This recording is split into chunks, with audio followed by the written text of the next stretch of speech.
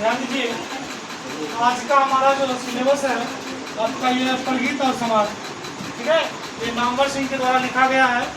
और इसमें जो है आपका एक गद्यखंड है जिसमें हमें यह बताया गया है कि हमारा समाज कैसा होना चाहिए, इस समाज में हम किस प्रकार से इंटरेक्ट करके सीखते हैं, अर्थात समाज का सांस्कृतिक कैसा है, राजनीतिक माहौल कैसा है, या आजकल की कुछ ऐसी समाज में कुरीतियाँ आ जाते हैं जो समाज को नीचे स्तर में आते, जैसे कि जाति प्रथा, छुआछूत, ऊंच नीच, ये भेदभाव जो है ना उसके बारे में यह पूरा बताया गया।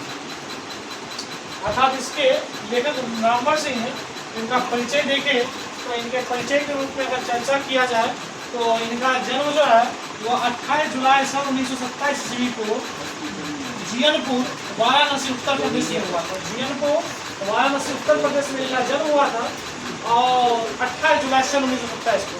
पॉजिटिव क्वेश्चन में पूछ सकता है कि नामवर सिंह का जन्म कब और कहाँ हुआ। हो सकता है कि जियनपुर तो नहीं देगा, या तो उत्तर प्रदेश देगा नहीं तो वाराणसी देगा। कभी कभी बता देगा कि आपको ऑप्शन में रहेगा कि 28 जुलाई 1927 वाराणसी, या रहेगा 28 जुलाई 1927 उत्तर प्रदेश। दोनों में जियनपुर बहुत रेयर केस में देता है, अभी तक तो नहीं देते। आगे उनकी माता का नाम की बात है तो माता का नाम है भाग्यश्री देवी और पिता का नाम है नागर सिंह, जो एक प्रकार की शिक्षक पढ़ाने का काम कर, अध्यापक के रूप में, अध्यापक के लिए शिक्षक नहीं होते। अब शिक्षा की बात आती है तो सबसे पहले प्राथमिक शिक्षा यानी 1 to 5 की शिक्षा तो आवाजापुर एवं कमलापुर उत्तर प्रदेश का ये दो गांव हैं, दोनों उत्तर प्रदेश के गांव हैं। इन्हीं गांव में इनका जो है प्रारंभिक शिक्षा हुआ। उसके बाद आते हैं हाई स्कूल की शिक्षा पर, तो हाई स्कूल जो है वो हिरेट क्षेत्रीय स्कूल बनारस से उन्होंने हाई स्कूल शिक्षा की, 9th से करते हैं। इसके बाद फिर इंटर जो है वो उदय प्रताप कॉलेज बनारस से किए, ये उत्तर प्रदेश में है। फिर उन्होंने BA और MA जो है तो BHU, ये BHU एक संस्था है, इसे अपने यहाँ पर क्या आप लोग किससे पढ़ रहे हो अभी? इंटर, अरे university, Bihar university, Mithila university, LNMU से पढ़ रहे हो तुम लोग का क्या कहलाता है? LMNU, Lalit Narayan Mithila university, Lalit Narayan Mithila university. ये आप यहाँ से आप पढ़ रहे हो, ठीक है। उसी प्रकार ये BHU से पढ़ रहे थे। क्रमशः 1949 से 1951 ईस्वी में इन्होंने क्या किया था? BA और MA की डिग्री यहाँ से की। उसके बाद उन्होंने PhD जो है ये भी इसी यूनिवर्सिटी से किया, पृथ्वीराज राजोस की भाषा। अर्थात एक PhD जब किया जाता है वह एक कोई टॉपिक पे किया जाता है, तो हमारा तो साहित्य रहेगा, ठीक है। इनका था पृथ्वीराज राजोस की भाषा पर उन्होंने सन 1956 ईस्वी में उन्होंने विषय पर PhD किया था और उसका यूनिवर्सिटी था BHU यूनिवर्सिटी उत्तर प्रदेश।